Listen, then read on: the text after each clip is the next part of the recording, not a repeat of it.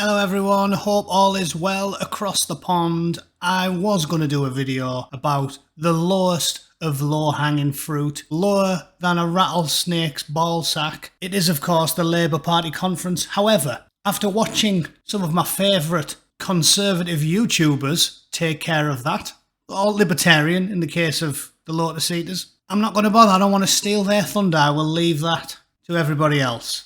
It is beneath me, frankly, to make comical mockery of the collection of delusional reprobates that makes up the Labour Party conference. I don't see the point. I mean, Reeves's money printer go burr speech is laughable. I will leave that for lesser men. Me, I'm going to concentrate on this story. Man charged with murdering Sabina Nessa after body dumped in London. And I'm going to concentrate on this story because the despicable identitarian left cannot talk about anything without turning it into a race to the bottom of the identity swamp. Sabina Nessa was murdered by this fat, balding weirdo who is apparently from Albania. So, as usual, we don't have enough murderers of our own. We need to import them, yeah? We get French cheese, German engine components, and rapey, stabby men. That's what we get thanks to our open door migration policy. Totally understandable, yeah? We don't have a rigorous process. We don't screen properly. We don't interview them. We don't give them a medical. We just go, hup, you're rocked up in the back of a tomato wagon. Of course you can stay. After such a rigorous process, why would you not be allowed to stay? It reminds me of Arnis Zalcans. Remember him? Poor Alice Gross. Murdered, not just at the hands of the despicable killer that done her in, but at the hands of the British state. Because our civil servants and our politicians are directly responsible for the murder of these women. They might as well have strangled them themselves. Priti Patel should have gone round Sabina Nessa's house with a flick knife and a balaclava on, because they are just as guilty as the people that wield the knives, the guns, the acid washes, the trucks, or whatever else they decide they're going to use that day to commit acts of wanton mass murder, rape, or horrifying acts of violence. Poor old Alice Gross was killed, if you don't know, by Arnis Zalcans. And Arnis Zalcans, this slimy piece of shit right here, had already been jailed in Latvia for murdering his wife. Yeah? Murdering his wife. Not a parking ticket, not harsh language, not calling a copper a chopper. No. Murdering his wife. And in 2009, after he'd gone out of prison for a very short sentence, because, I mean, nobody wants to pay to feed them, right? So they just let them out in Eastern Europe. They just go, come on, lads, we've got mouths to feed here. Let them out. Let them move to England. We don't have to feed them, and they'll only stab people who don't live near my house. So who cares, right? Who cares? So he killed his wife, got caught red-handed, got let out after about 10 years, then moved to the UK, and, funny old thing, murders a teenage girl. Whoopsie, couldn't have saw that coming. Sorry. Don't blame the state, it's not their fault. Stevie Wonder could have saw it coming. Stevie Wonder, whilst simultaneously listening to hardcore rave music and wearing a bin liner over his head, could have saw it coming. So don't tell me that the state isn't culpable for this shit. However, back to Sabina. Kosi Selamaj, yeah, nice. No, I'll tell you what, that sounds a bit hateful, that naming the murderer. Obviously, that's why they didn't put his name in the headline. So let's just call him Kevin Smith, yeah? Kevin Smith killed Sabina. Good old English name, that. That must be his name, right? It must be his name, because look what the hot take is from the Metro about this murder. Sabina Nessa's death has triggered an outpouring of grief and once again forced Britain to confront the issue of violence against women.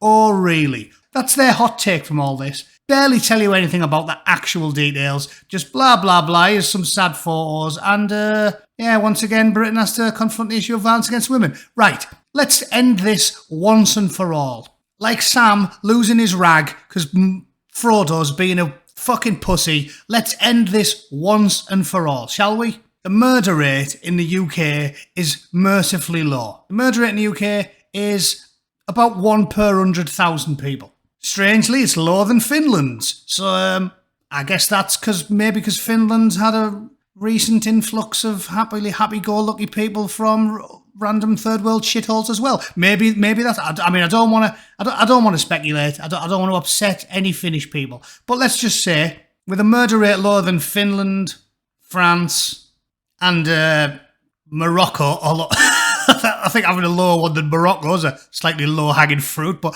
yeah, basically, it's low. It's also lower than Canada, and it's far lower than the United States. We've got a homicide of about 5.35. Although, to be fair, we can't really blame the United States, can you? Because they've got Chicago, which is more stabby and shooty than Afghanistan on any given weekend. And I'm not making that up. There's more murders in Chicago thanks to Laurie Lightbulbed than you get in the average Afghan city. So well done, Laurie, and the lefty ideologues that vote for her. But I'm rambling. Back to the point. Britain does not have a high homicide rate, and most importantly, when we are confronting the hot take that her death has triggered an outpouring of grief and forced us to confront the issue of violence against women, as if, some random Eastern European bloke commits a random murder, one murder, and all of a sudden it's the angry Bootneck's fault. Yeah, it's your fault. Whoa, what you doing? Going for a pint and playing darts? You. No, it's your fault. It's your fault a random foreign man moved to Britain and murdered a woman. Look what you did. Don't start telling me about Latvian murderers who kill their wives and move to Britain. You selfish, self-centred northern scaffolder. You have to deal with this. It's your fault women get killed. You should hang your head in shame. Totally unrelated fucking man. Anyway, this hot take. It's forced Britain to confront the issue of violence against women. Well, A, Britain's murder rate isn't particularly high, and B, and this is the biggest point I want to make, look at homicide victims by gender. Gaze upon my statistics and weep, illiterate, brain-dead communists. Look at those numbers. Brazil, 44,000 men, 5,000 women. Doesn't look like there's a horrifying act of violence being committed against women at a disproportionate rate, does it? India, which actually is worthy of some scorn with regards to women's rights, even in India, the women aren't killed in anywhere near as many numbers as the men. Nigeria, Mexico, Congo, South Africa, Venezuela, United States, Colombia, blah, blah, I can go all day. In fact, nowhere on planet Earth are women more likely to be murdered than men. Because men, especially young men with all that testosterone and stupidity flying around, murder each other. It isn't an epidemic of horrible, evil men murdering women. Mainly, alas, it is men murdering men. Nobody should be murdering anyone. But if it's gonna happen, please let's not lie about it, shall we? Disturbingly dishonest, lefty shitbags. You would think, at least when innocent young women are getting murdered, you would think at least then they could leave the politicking alone and just talk about the issue.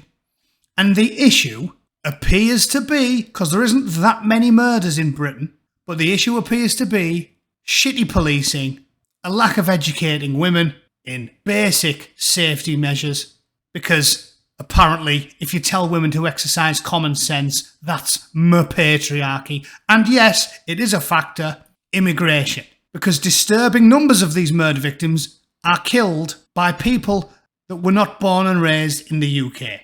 So it's a factor. It's a factor. And the lefties will cry and whine as much as they like. If he hadn't moved to London, she would still be alive. Right? And I'm not going to start on Alice Cross again, because it makes me very, very angry. It's not about Britain murdering women at a disproportionate rate, because Britain is not a murdery place. And finally, even if you want to call Britain a murdery place, in 2013, that's where my data's from, there were 194 women murdered and 459 men murdered. So no, you are wrong. Your ridiculous, identitarian, far-left talking point is wrong. It is factually inaccurate. You are as wrong as Diane Abbott on an episode of Countdown. you're just wrong. That'll do for today. I'll go for a run, calm down a little bit, and I'll see you all at 7 PM UK. Cheers.